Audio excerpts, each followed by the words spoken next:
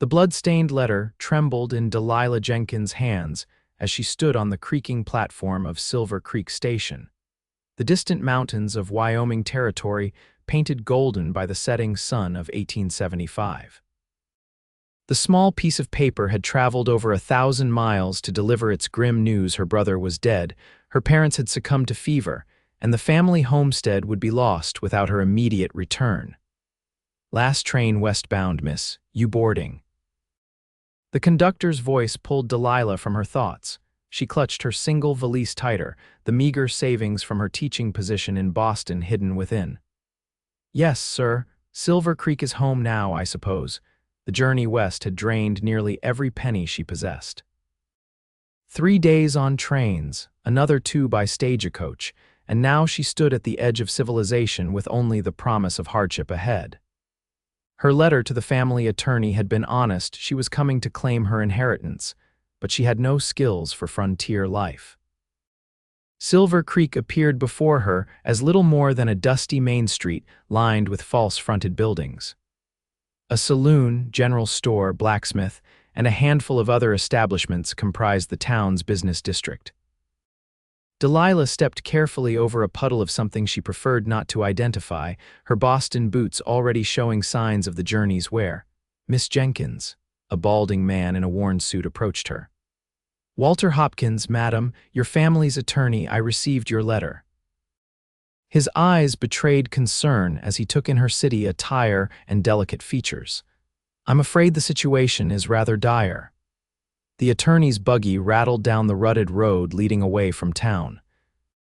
As they crested a hill, Delilah caught her first glimpse of what was now hers, a modest cabin with a sagging porch, surrounded by overgrown fields and a broken fence line. A lone figure on horseback seemed to be inspecting the property's northern boundary. "Who is that?" she asked, pointing toward the rider. Hopkins squinted. "That would be Xavier Wade, owner of the Double W Ranch neighboring your land. He's been helping maintain the property since your brother's passing." As if sensing their attention, the rider turned his horse and approached at an unhurried pace. Delilah straightened her travel-wrinkled dress, suddenly conscious of her appearance after days of travel. The horseman came into clear view, tall and broad-shouldered, with a sun-darkened face partially shadowed by his hat. He couldn't have been more than 30, with eyes that seemed to evaluate everything they fell upon with careful consideration. "Hopkins," he nodded to the attorney before turning his attention to Delilah. "Madam, Mr. Wade, this is Miss Delilah Jenkins, Thomas's sister from Boston." Hopkins made the introduction.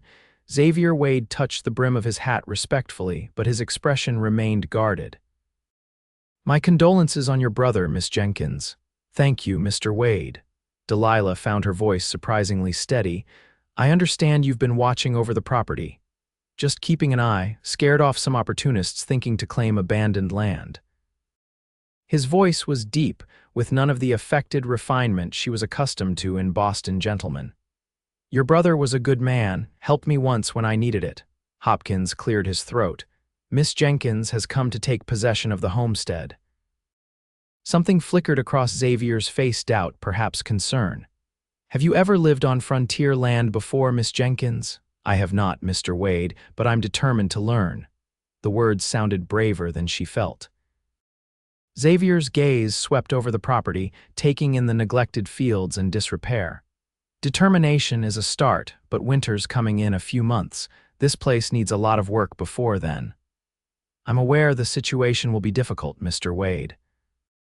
"My letter to Mr. Hopkins promised nothing but my willingness to face hardship." Xavier studied her for a long moment, his expression unreadable beneath his hat brim. Then he said something that would echo in her mind for months to come. "Hardship is guaranteed out here, Miss Jenkins. But I'll make life soft for you where I can." With that cryptic promise, he tipped his hat, turned his horse, and rode toward the setting sun. The cabin's interior was worse than its exterior suggested. Dust covered every surface, and evidence of animal intrusion was apparent in the corners. A simple wooden table with 4 chairs dominated the main room, with a stone fireplace along one wall. 2 small bedrooms and a lean-to kitchen completed the humble dwelling. Your brother lived simply, Hopkins explained, setting her valise down. The property is 40 acres with about 10 cleared for farming. There's a small barn out back with a milk cow and some chickens. Mr. Wade has been feeding them. Delilah removed her gloves, touching the rough-hewn table that had belonged to her parents. And the financial situation. Hopkins shifted uncomfortably. There are taxes due next month. Your brother had debts at the general store, the mortgage is paid, but I understand. Delilah squared her shoulders. Thank you for your assistance, Mr. Hopkins. I'll need to visit town tomorrow for supplies. After the attorney left, Delilah sat alone in the growing darkness, too exhausted to light the lamps. The weight of her decision pressed down on her, a 23-year-old schoolteacher with soft hands and city sensibilities, attempting to save her family's legacy in a land that forgave no weakness. Morning arrived with merciless brightness. Delilah had spent a restless night on her brother's bed, unused to the profound silence of the countryside. She rose early, dressed in the most practical clothes she owned still woefully inadequate for farm work, and ventured outside to assess her new home in daylight. The cow lowed mournfully from the small barn, clearly overdue for milking. Delilah approached cautiously, having never performed this task but having read about it. The reality proved messier and more difficult than books suggested, but eventually she managed to extract a half pail of milk, most of which actually made it into the container. Not bad for a first attempt, came a voice from behind, Delilah startled, nearly upending the precious milk. Xavier Wade stood at the barn entrance, his tall frame blocking much of the morning light. Mr. Wade, you startled me, apologies. He stepped inside, leading a horse laden with supplies. Brought some essentials, flour, coffee, salt pork, figured you might not have had time to stock up. Delilah straightened, aware of her disheveled appearance and milk-splattered dress. That's very kind, but I can't accept charity, not charity, neighborly. He began unloading the items. Your brother would have done the same. Then I'll pay you back when I visit town. Xavier's expression tightened almost imperceptibly. About that, town's a good 8 miles, that's a long walk. I assumed I could use my brother's horse. Your brother's horse died last winter. He was making do with a borrowed mule that's since been returned to its owner. Delilah felt her carefully constructed plans crumbling. Without transportation, she was effectively stranded. Xavier seemed to read her thoughts. I brought an extra mount, mare named Daisy. She's gentle, good for a beginner. Mr. Wade, that's too generous, it's a loan, he interrupted firmly. And out here, neighbors help neighbors, it's how we survive. Delilah recognized the practicality of accepting. Thank you, I'll take good care of her. As Xavier showed her how to saddle and care for the horse, Delilah noticed calluses on his hands and a long scar running along his forearm. This was a man accustomed to hard work and adversity. How long have you owned your ranch? She asked. 7 years. Started with 20 acres and a dozen cattle. Now it's 400 acres and nearly 200 head. There was no pride in his voice, just statement of fact. That's impressive, just persistent. He finished securing the saddle and handed her the reins. Your land joins mine on the north boundary. If you need help, fire 3 shots in the air, I'll hear it. Do you expect I'll need to summon help that urgently? His expression grew serious. Miss Jenkins, there are wolves, both the 4-legged and 2-legged kind in these parts. Don't hesitate if you feel threatened. After showing her how to properly mount and control the horse, Xavier departed with a promise to check in again soon. Delilah watched him ride away, his straight-backed silhouette merging with the vast landscape. The next days passed in a blur of discovery and exhaustion. Delilah learned that books had poorly prepared her for actual farm life. The vegetable garden was overgrown with weeds, the chicken coop needed repairs, and the cabin roof leaked in 3 places. Each night, she collapsed into bed with aching muscles and blistered hands. On her 4th day, she rode Daisy into Silver Creek for supplies. The town appeared larger and more intimidating than it had upon her arrival. Men paused their conversations to watch her pass, their gazes lingering uncomfortably. At the general store, the proprietor, a portly man named Mr. Danvers, greeted her with thinly veiled skepticism. Miss Jenkins. Surprised to see you still here. Most city folks don't last a week." "I'm not most city folks, Mr. Danvers." Delilah handed him her list. "And I'll need to settle my brother's account." His eyebrows rose. "That's considerable, miss, nearly $40. The sum represented nearly half her remaining funds, but Delilah nodded firmly. "I'll pay it in full." As Danvers gathered her supplies, the bell above the door jingled. 3 men entered, their spurs clinking against the wooden floor. Their appearance marked them as cowboys, but something in their manner made Delilah instinctively step back. "Well now, what have we here?" The tallest of the 3 approached, his breath smelling of whiskey despite the early hour. "You must be Thomas Jenkins' sister. Heard there was a pretty eastern flower trying to take root in rocky soil." "Excuse me." Delilah attempted to step around him. He moved to block her path. "Name's Rance Thornton. I work for the Circleback outfit east of here. Your brother and I had some unfinished business." "Any business you had with my brother died with him, Mr. Thornton." Rance's smile didn't reach his eyes. "That's not how I see it. See, your brother borrowed money. Gambling debt. Now that property's passed to you, so has the obligation." Danvers intervened, his voice low. "Thornton, leave the lady be. Whatever claim you think you have, take it to the law." "Law," Thornton laughed. "Sheriff Monroe couldn't find his own shadow at noon." He turned back to Delilah. "I'll be coming by to collect, Miss Jenkins, one way or another." The bell jingled again, and Xavier Wade entered. The atmosphere in the store immediately shifted. Xavier took in the scene with a quick glance, his hand resting casually near his holstered revolver. "Problem here, Miss Jenkins?" Thornton's demeanor changed subtly. "No problem, Wade. Just introducing myself to our new neighbor. Introductions are over now." Xavier's tone left no room for argument. With a final glare, Thornton and his companions departed. Delilah released a breath she hadn't realized she was holding. "What did he want?" Xavier asked quietly. "He claims my brother owed him gambling debts." Xavier's jaw tightened. "Your brother wasn't a gambling man. That was my understanding as well." "Thornton works for James Blackwell at the Circleback. They've been trying to expand westward for years. Your land sits between their range and water access." Understanding dawned. "You think they're trying to intimidate me into selling?" "I think Thornton isn't a man who makes idle threats." Xavier helped Danvers load her supplies onto Daisy. "I'll ride back with you." They traveled in companionable silence for several miles before Xavier spoke again. "The roof needs fixing before the rains come. I noticed. I've been placing buckets under the worst leaks. I can help with that." "Have the supplies at my place." Delilah struggled with her pride. "Mr. Wade, while I appreciate your assistance, I can't keep accepting your help without compensation." Xavier considered this. "Fair enough. Winter wheat needs planting soon if you want a spring crop. I could use an extra hand with my accounts. My foreman tells me my bookkeeping looks like chicken scratch. Seems you being a teacher might have neater penmanship."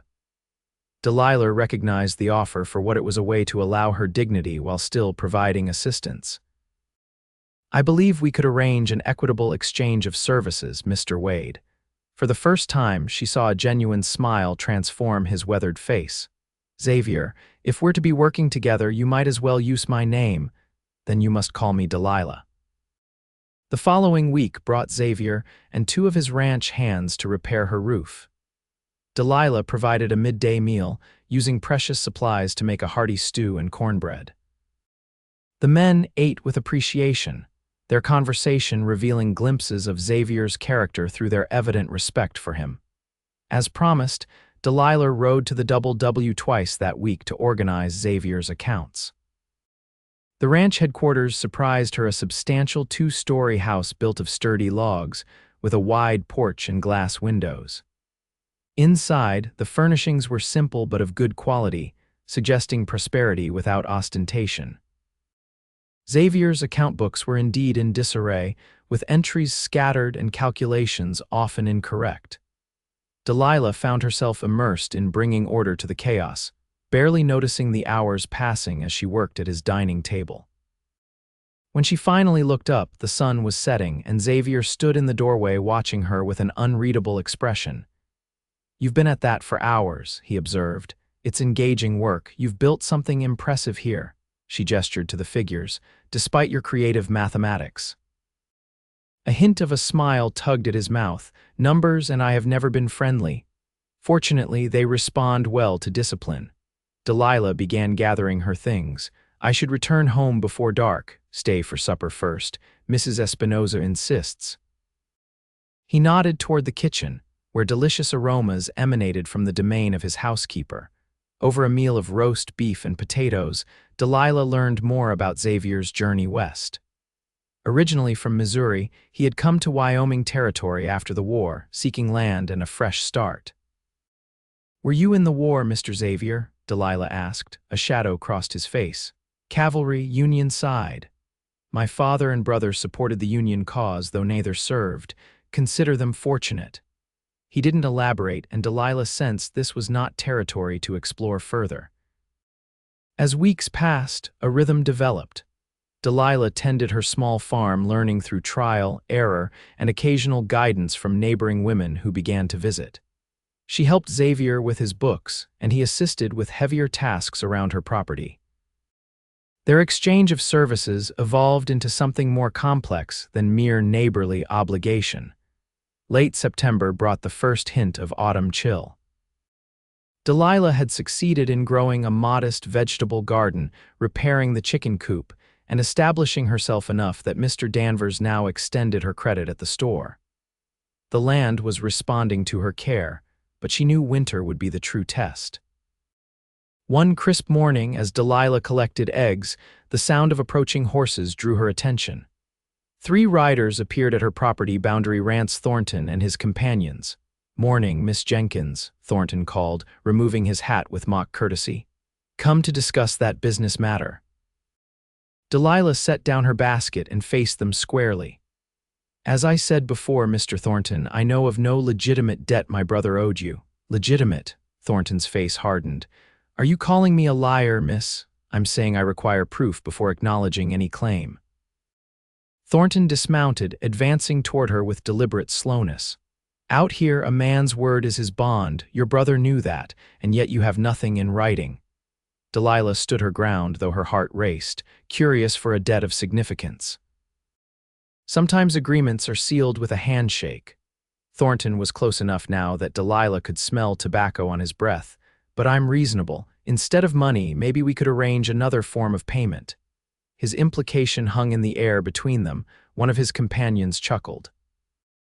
"I think you should leave now, Mr. Thornton." Delilah's voice remained steady despite her fear. "Or what?" Thornton reached out to touch her face. "You'll set your watchdog on me. Wade can't always be around to protect you." The sound of a rifle being cocked cut through the tension. "But I am now." Xavier's voice came from the direction of the barn. He emerged with a Winchester repeater aimed at Thornton's chest. "Step back from the lady." Thornton raised his hands slowly, a smirk playing on his lips. "No need for that, Wade, just having a friendly conversation." "Nothing friendly about it from where I'm standing." Xavier moved to Delilah's side, rifle still trained on the intruders. "Miss Jenkins asked you to leave. I suggest you do so." A tense silence stretched between them before Thornton finally retreated to his horse. "This isn't over. Blackwell wants this land, and what Blackwell wants, he gets." "Not this time," Xavier replied evenly. After the riders disappeared from view, Delilah released a shaky breath. "Thank you, I wasn't sure how to handle that situation." Xavier lowered his rifle, his expression grim. "They'll be back. Blackwell's been buying up every property he can. Those that won't sell, he finds ways to pressure." "Is that why you've been helping me, to prevent Blackwell from expanding?" Xavier's eyes snapped to hers, genuine surprise evident. "No, I helped because it was the right thing to do." He paused, seeming to search for words. "And because I admire what you're trying to do here. Most would have sold and returned east by now." "I considered it," Delilah admitted, "but this land is all I have left of my family. I can't bear to lose it. Then we need to make sure you don't." Xavier's tone was resolute, starting with teaching you to shoot. The following day's lesson at a secluded corner of Xavier's ranch revealed Delilah to be a surprisingly apt pupil with a revolver. Her teacher was patient but demanding, insisting she practice until her arm ached and her fingers were sore from loading cartridges. "You've got a good eye.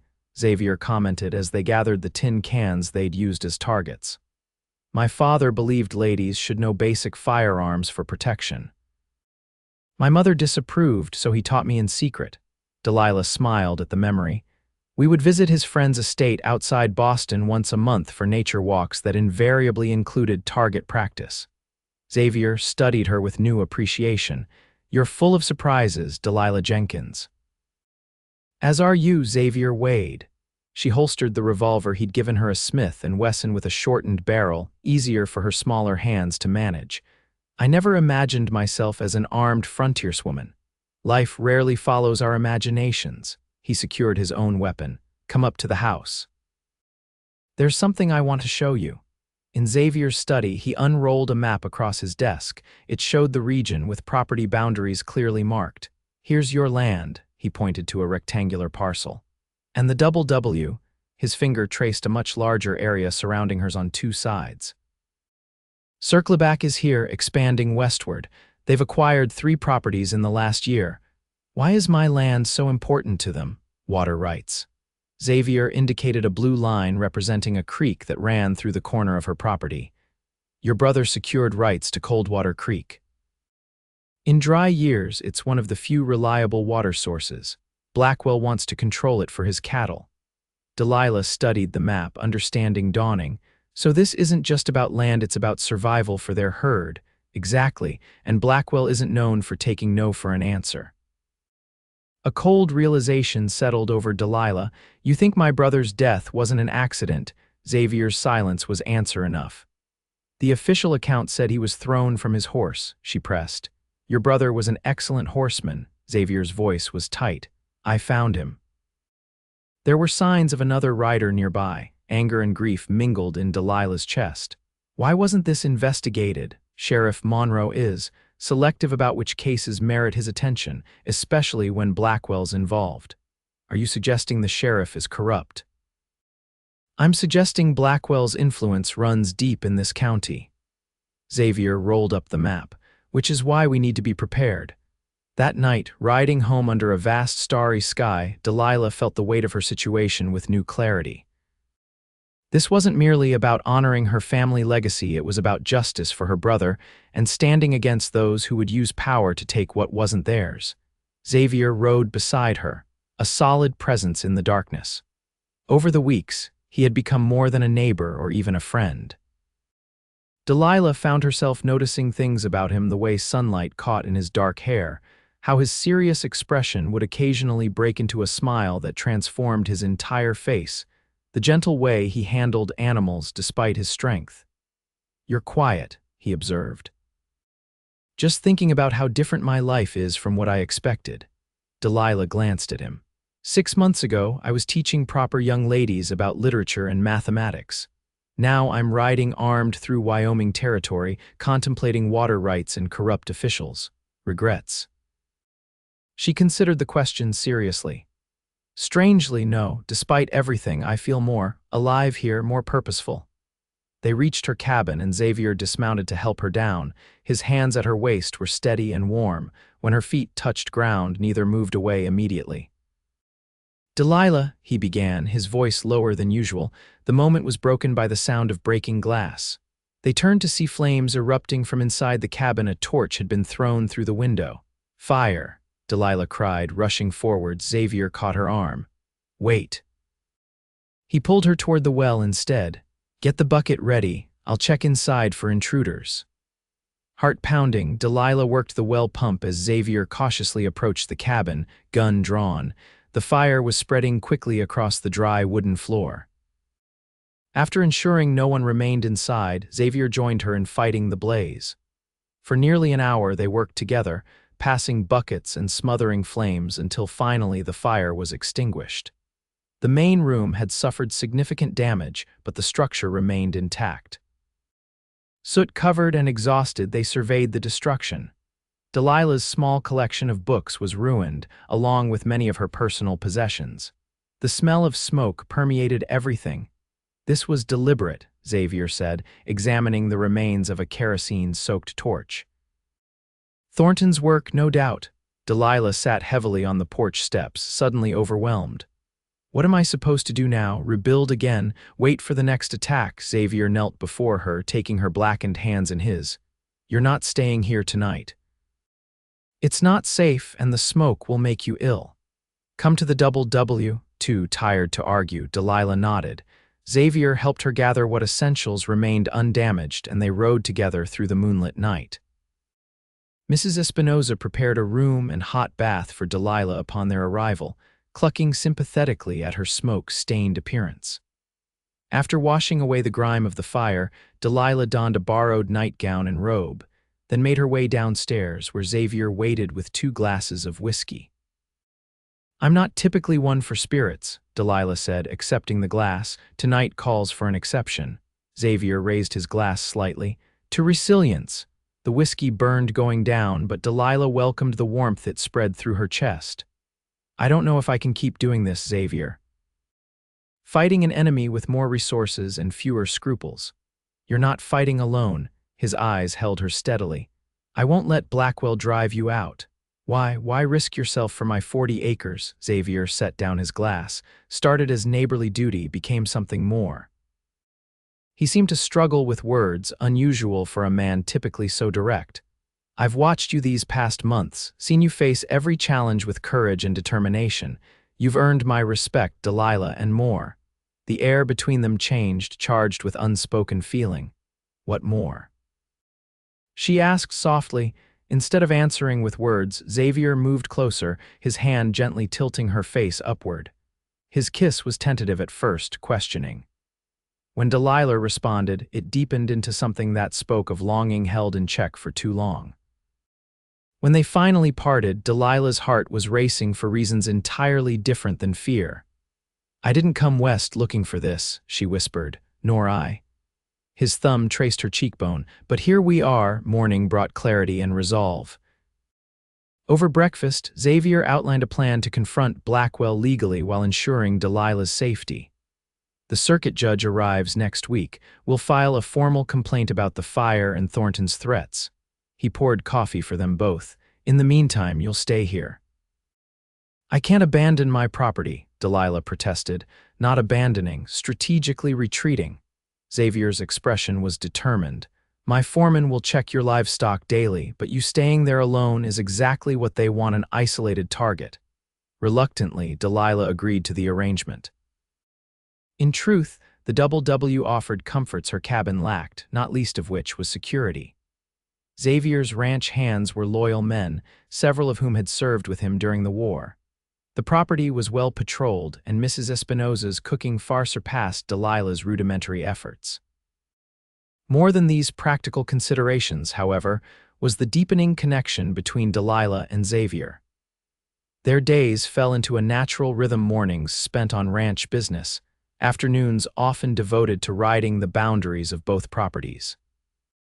Evenings brought conversation by the fire, where Delilah discovered Xavier's unexpected love of literature and history. You're an educated man, she observed one night, noting his familiarity with Shakespeare. My mother was a schoolteacher. Insisted on books even when we could barely afford flour. His expression softened with memory. Said a mind needs feeding same as a body. She sounds remarkable. She was. A shadow crossed his face. Lost her in '63, fever. Delilah covered his hand with hers. The same year I lost my mother. This shared grief formed another thread in the bond between them. Xavier began sharing more of his past, his father's death in a mining accident, his service during the war, the years of hard work that built the Double W from nothing. In turn, Delilah spoke of her life in Boston, her teaching career, and the complex relationship with her brother who had left home young to seek his fortune in the West. I barely knew Thomas as an adult, she admitted. Our letters were infrequent. I sometimes wonder if I would recognize the man he became. He was respected, Xavier assured her, quiet, hardworking, stubborn about what he believed in. That sounds like the boy I remember, Delilah smiled sadly. I wish I'd come west while he was alive. The circuit judge's arrival in Silver Creek drew a crowd of curious onlookers. Judge Harmon Maxwell was a formidable figure, tall and broad, with a shock of white hair and penetrating eyes that seemed to evaluate everyone they fell upon. He set up court in the town hall, dealing with various minor cases before calling Delilah's complaint. Xavier had arranged for a lawyer from Cheyenne to represent her interests. Mr. Patterson presented evidence of harassment and the fire, calling both Delilah and Xavier as witnesses.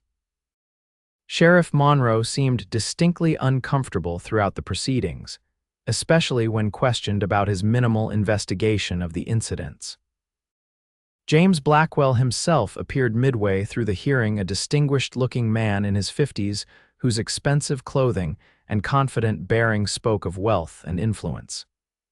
He watched the proceedings with calculated interest, occasionally whispering to his own attorney.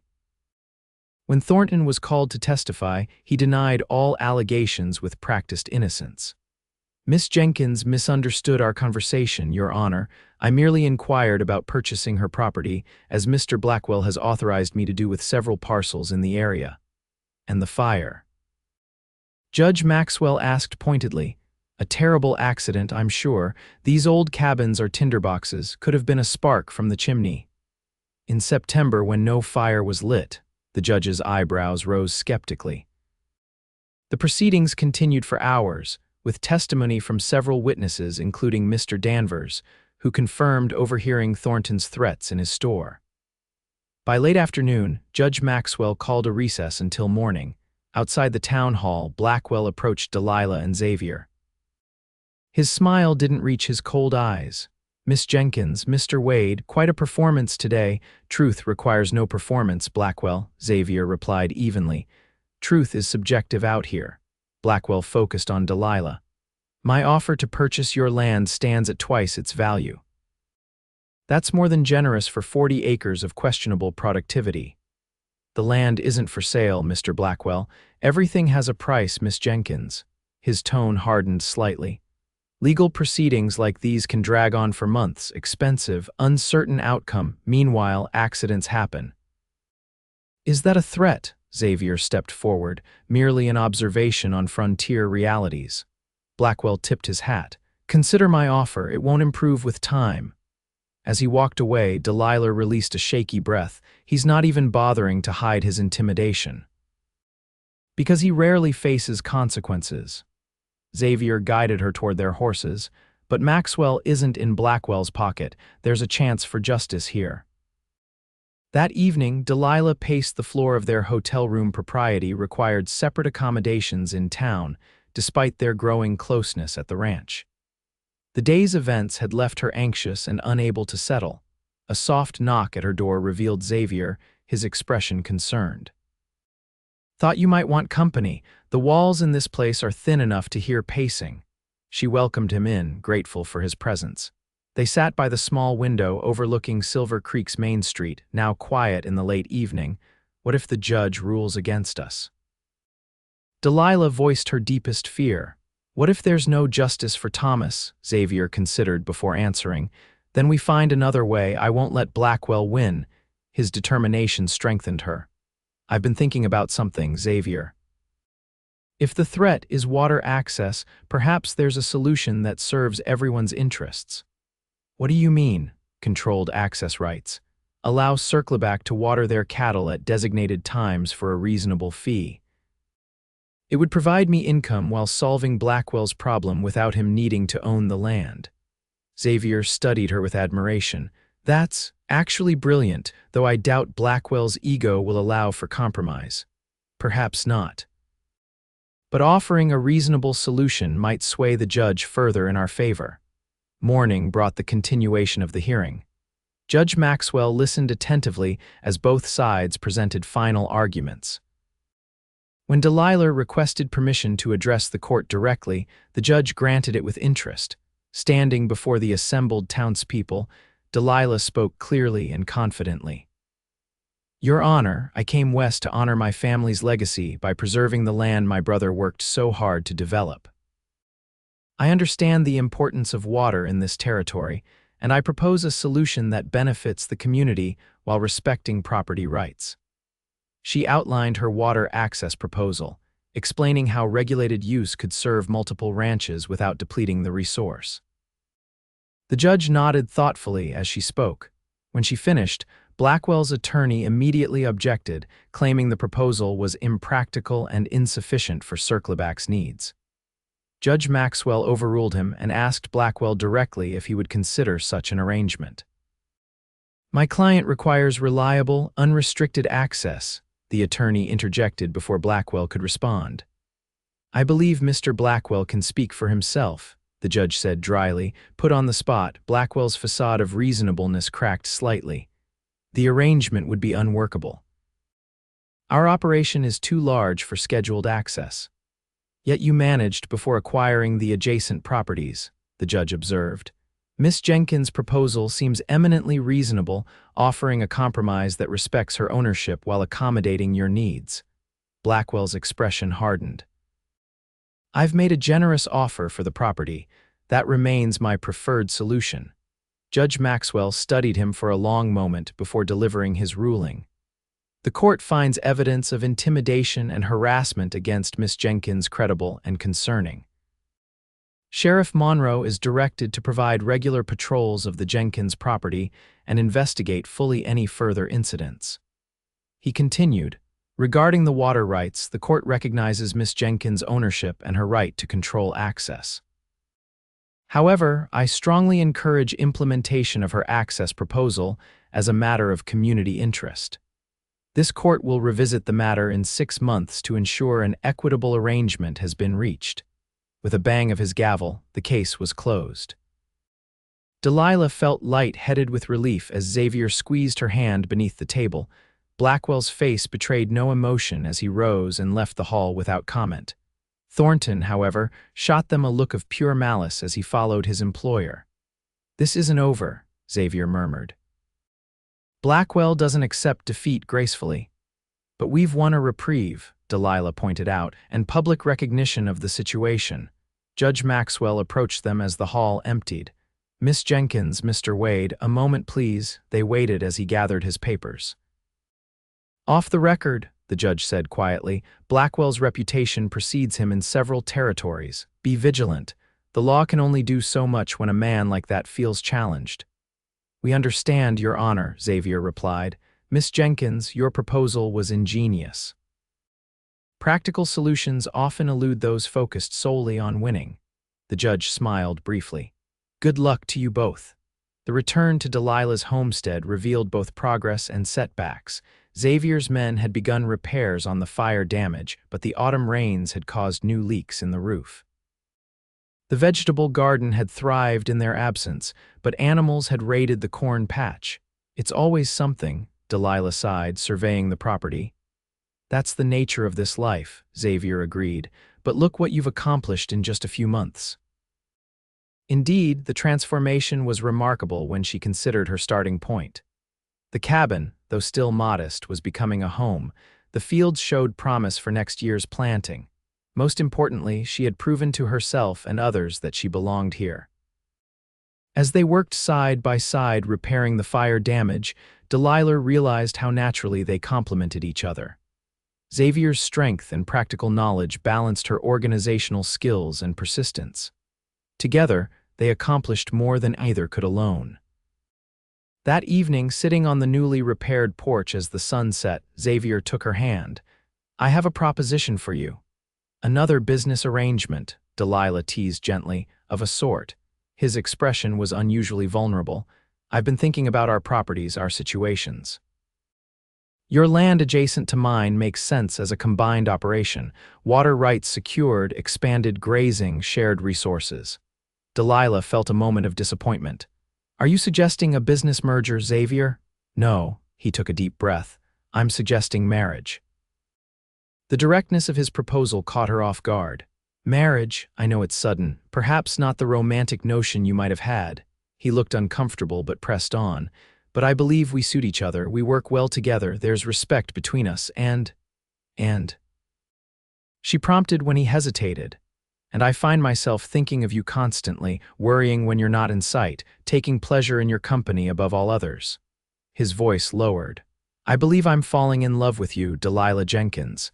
The simple honesty of his declaration moved her deeply. "Xavier," a gunshot cracked through the evening air, splintering the porch railing inches from where they sat. Xavier immediately pulled Delilah to the floor, covering her body with his as more shots followed. "Stay down," he ordered, drawing his revolver. "Can you make it inside?" Heart pounding, Delilah nodded. On his signal, they crawled rapidly through the door as bullets continued to strike the cabin's exterior. Once inside, Xavier positioned them away from windows. At least 2 shooters, he assessed, peering carefully around a window frame. "Northeast and northwest corners of your property. Blackwell's men, almost certainly." Xavier checked his ammunition. "They're keeping us pinned down but not advancing. This is a warning." The shooting continued sporadically for several minutes before falling silent. Xavier remained vigilant, watching for movement outside.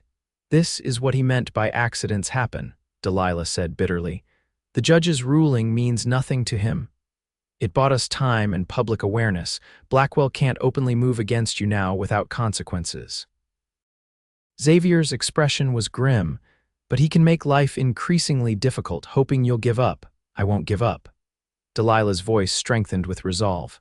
"Not now, not ever." Xavier studied her in the fading light, admiration evident in his gaze. "You never answered my proposal." Despite the danger surrounding them, Delilah laughed softly. "You choose now to press for an answer? Seems as good a time as any to know where we stand." She moved closer to him, careful to stay away from the windows. "Yes, Xavier Wade, I will marry you. Not for property boundaries or practical arrangements, but because I believe I'm falling in love with you too." His kiss was brief but tender, the circumstances allowing nothing more. "When we get out of this situation, I'll do this properly," he promised. "I'll hold you to that." Delilah checked her own revolver. "Now, how do we get out of this situation?" They developed a plan as darkness fell completely. Using the back door that faced away from the shooters' positions, they would make their way to the barn, mount their horses, and ride hard for the W. Xavier had men he could rally to deal with Thornton and his accomplices. "Ready," Xavier whispered, hand on the door latch. Delilah nodded, her revolver steady in her grip. "Ready." They slipped out into the darkness, moving low and fast toward the barn. They had nearly reached it when a shape materialized from the shadows, going somewhere. Thornton's voice was cold in the darkness. Xavier immediately pushed Delilah behind him, gun raised. "This ends now, Thornton." "Indeed it does." Thornton stepped forward, his own weapon visible. "Blackwell's patience is exhausted. The woman sells tomorrow, or we burn everything to the ground." "That's not happening." Xavier's voice was deadly calm. "Look around, Wade, you're outnumbered." As if on cue, 2 more figures emerged from the darkness. What Thornton didn't know was that Delilah had been steadily moving sideways, using the shadows to conceal her movement. When she had a clear angle, she fired a warning shot that kicked up dirt near Thornton's feet. "I believe the odds just improved," she called out. 3 against 2 isn't quite the advantage you thought." The distraction allowed Xavier to tackle Thornton, driving him to the ground. The other men opened fire, forcing Delilah to take cover behind a water trough. She returned fire carefully, aiming to disable rather than kill. The chaotic gunfight seemed to last forever, though in reality it was probably less than a minute. Delilah heard a cry of pain, then saw one of Thornton's men flee into the darkness, apparently wounded. Xavier and Thornton continued to struggle on the ground, their fight occasionally illuminated by muzzle flashes from the remaining gunmen. Finding better cover behind a stack of fence posts, Delilah took careful aim at the second gunman. Her shot struck true, hitting him in the shoulder and sending him staggering backward. "Enough," he shouted, dropping his weapon. "I'm done with this, coward," Thornton yelled, still wrestling with Xavier. The fight between the 2 men ended abruptly when Xavier delivered a powerful blow that left Thornton dazed. Quickly disarming him, Xavier bound Thornton's hands with his own belt. "Are you hurt?" Delilah rushed to Xavier's side, noting blood on his shirt. "Just a graze." He nodded toward the remaining gunman. "Keep him covered while I secure Thornton." By morning, all 3 attackers were bound and loaded into Xavier's wagon. The wounded men had received basic treatment, but their comfort was not a priority. Xavier's foreman and 2 ranch hands had arrived shortly after the firefight, responding to the sound of gunshots carrying across the quiet night. "Take them to Sheriff Monroe," Xavier instructed his men. "Make sure Judge Maxwell hears about this before he leaves town." These men fired on a woman's home with intent to intimidate or worse. As the wagon departed, Delilah surveyed the damage to her property. Bullet holes peppered the cabin's exterior, and one window was shattered. The porch railing would need to be replaced again. But the structure stood, and so did she. Xavier joined her, his arms slipping around her waist. "Thinking about repairs already? Actually, I was thinking about your proposal." She turned to face him. "The practical aspects make sense, but I hope you understand that's not why I accepted." His expression softened. "Tell me why, then." "Because in just a few months, you've shown me more about strength, integrity, and genuine partnership than I've seen in my entire life before." She placed her hand against his cheek. "Because when I imagine my future here, I can't picture it without you in it." Xavier drew her closer. "When I said I'd make life soft for you, I meant it. Not easy, nothing out here is easy but worthwhile, a life we build together."